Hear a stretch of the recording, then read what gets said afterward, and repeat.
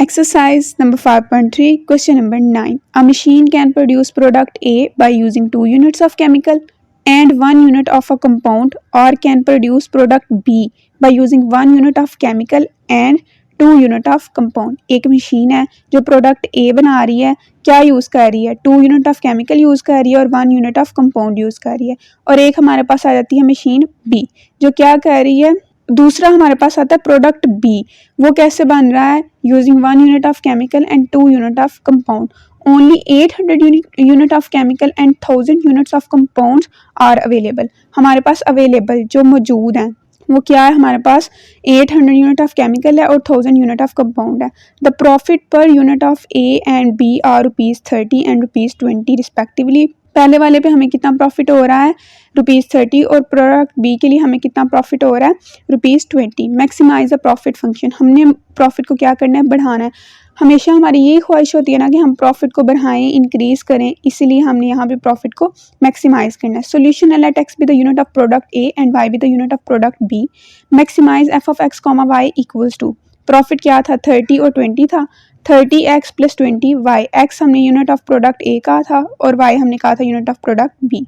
Subject to constraint. सबसे पहले ऊपर जो यूनिट लिए हैं हमने 2 यूनिट केमिकल लिया था और उसके अलावा हमने 1 यूनिट ऑफ कंपाउंड. तो 2x प्लस कंपाउंड 1 है तो y लिख देते हैं लेस देन इक्वल टू. उसके लिए हमें कितना रिक्वायर है? 800 की अवेलेबिलिटी है तो less than equal to 800. x plus 2y less than equal to 1000. x greater than equal to 0 and y greater than equal to 0.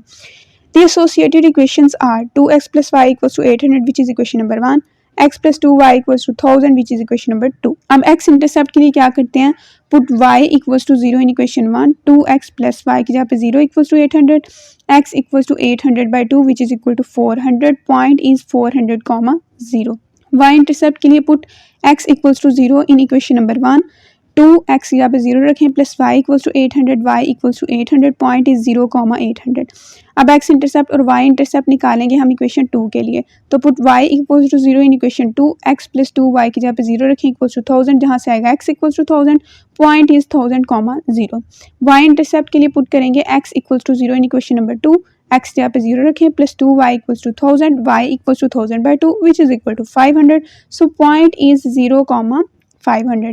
अब टेस्ट पॉइंट निकालना है. टेस्ट पॉइंट कैसे निकालते हैं? Put 0, 0 in 2x plus y less than 800. 2x यहाँ पे 0 रखें plus y की जगह पे भी 0 रखना है लेस देन 800.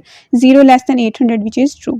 अगर ट्रू है तो graph of an inequality 2x plus y less than equal to 800 will be towards the origin side. No put 0, 0 in x plus 2y less than 1000.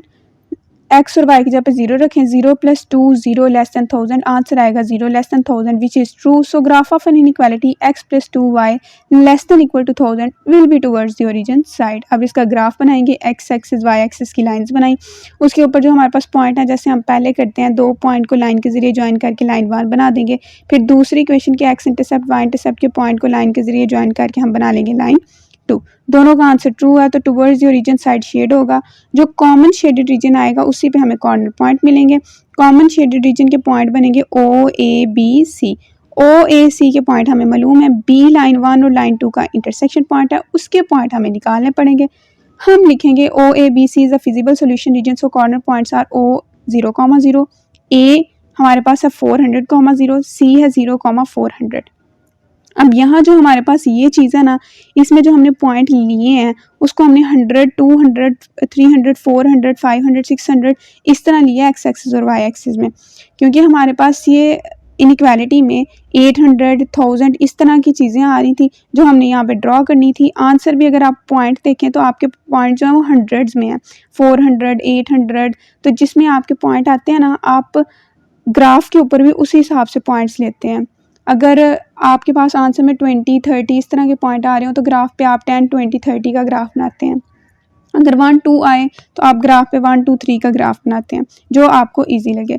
No to find B, solving equation 1 and equation 2. Equation 1 minus equation 2 multiply by 2 we get. पहले equation 1 लिखें. 2x plus Y equals to 800. अब equation 2 को 2 से multiply करके लिखें. 2x plus 4y equals to 1000. Minus करना है, sign change करेंगे. प्लस का 2x माइनस का 2x कैंसिल हो गया.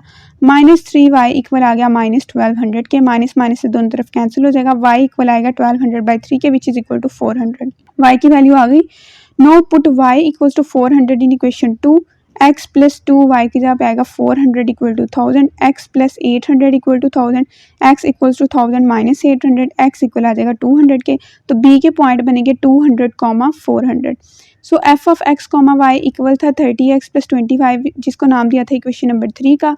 अब उसमें जो हमारे पास पॉइंट कॉर्नर पॉइंट आया ना, वो पुट कर करके चेक करेंगे कि मैक्सिमम आंसर कहाँ पे आता है। पहले पुट करेंगे o 0,0 in equation 3, F of 0,0 equals to 30, x जगह पे 0 प्लस 20, वाई की जगह पे 0 इक्वल्स टू 0।